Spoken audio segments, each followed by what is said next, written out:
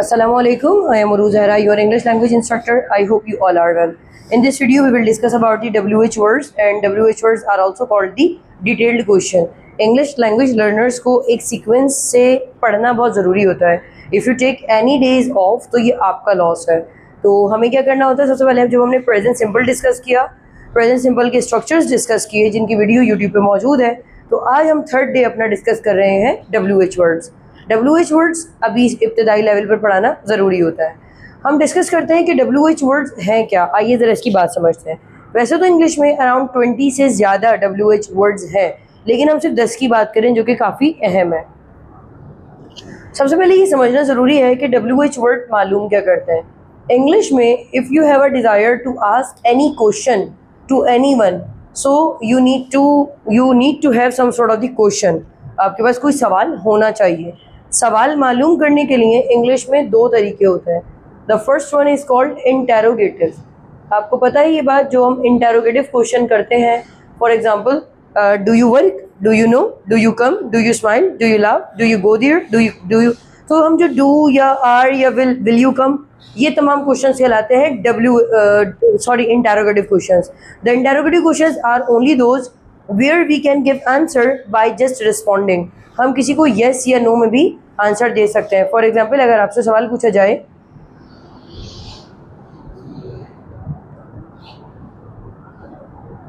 Do you like to sleep early, क्या आपको जल्दी सोना पसंद है, तो या मैं इसका जवाब येस या नो में स्टार्ट कर सकती हूँ, और बहुत कम वक्त होगा तो मैं येस या नो में से कोई भी जवाब दे सकती हूँ.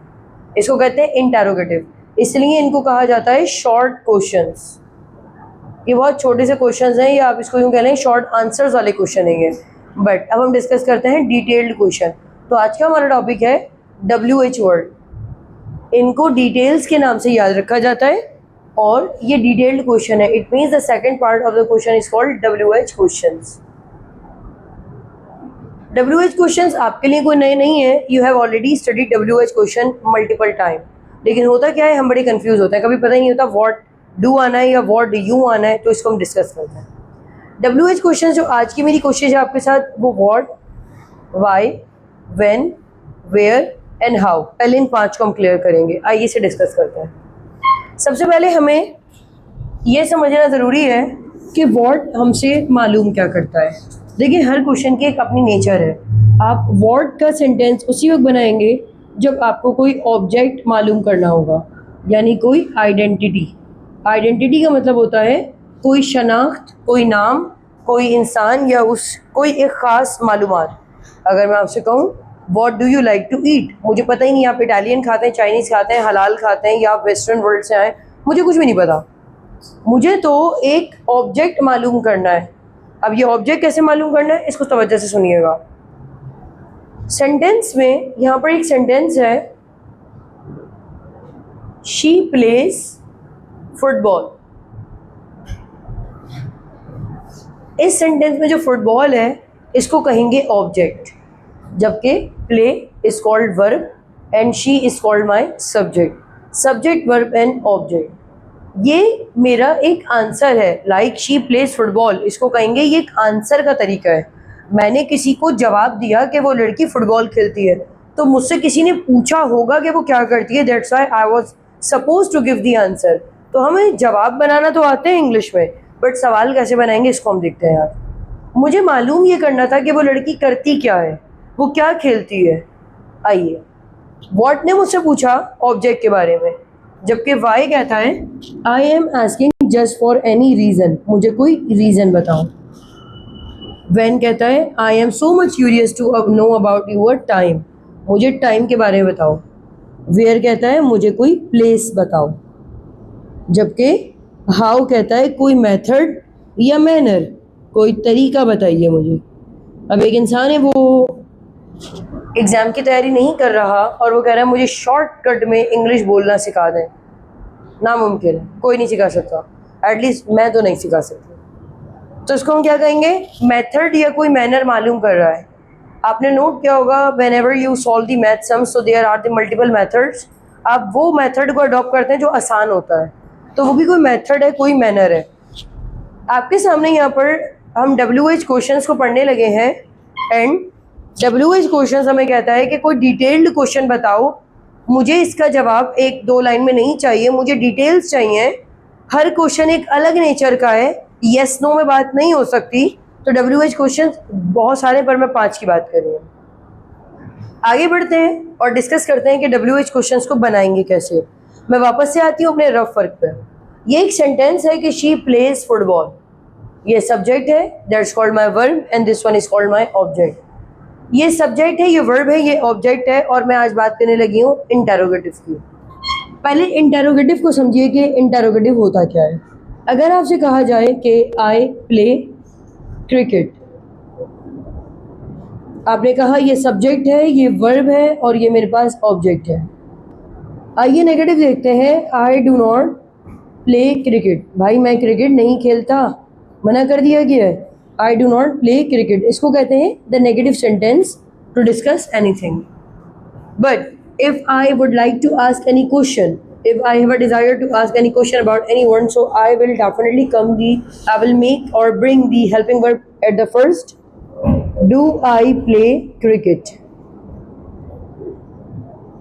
So here the concept of asking the question in a shorter way is called interrogative. इसको मजीद एक एग्जाम्पल से देखते हैं।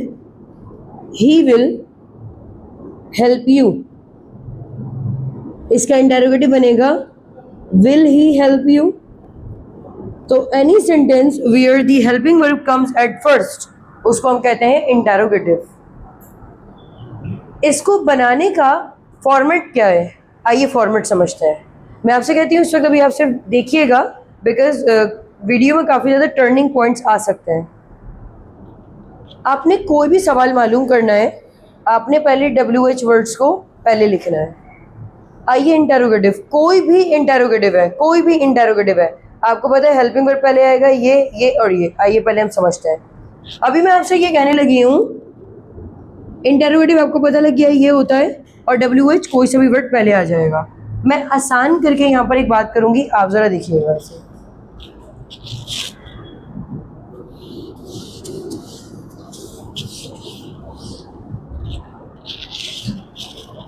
There is a sentence, she plays football, वो लड़की फुटबॉल खेलती है। मुझे तो ऑब्जेक्ट मालूम करना था, वो जवाब था, मुझे इसका सवाल बनाना है। वॉट आ जाएगा WH से, वॉट। शी प्लेज फुटबॉल, इसका इंटेरोगेटिव बनना चाहिए डज शी प्ले फुटबॉल। मुझे ऑब्जेक्ट ये पता है, लेकिन मुझे ऑब्जेक्ट छुपाना है सवाल पूछते वक्त। वॉट, क्वेश्चन उधर जाएगा, वॉट डज शी प्ले, और क्वेश्चन मार्क। ऑब्जेक्ट की जगह पर मैंने क्या लगा दिया, क्वेश्चन मार्क, क्योंकि सवाल में मालूम है मुझसे ऑब्जेक्ट करने को कहा गया है। What does she play.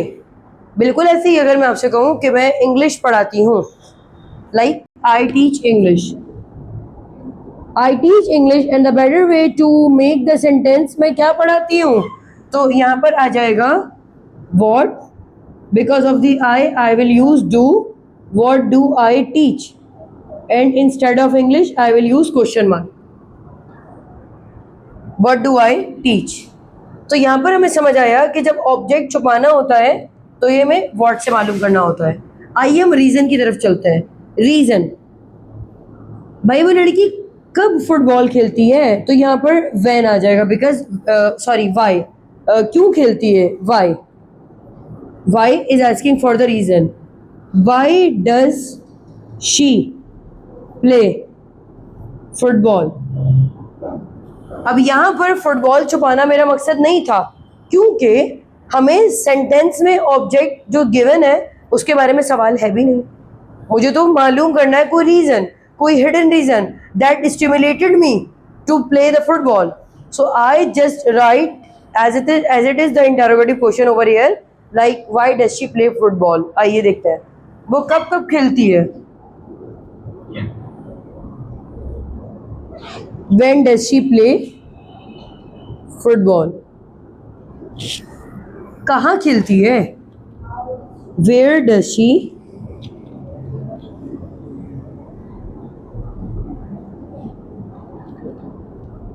Football and कैसे कैसे खेलती है?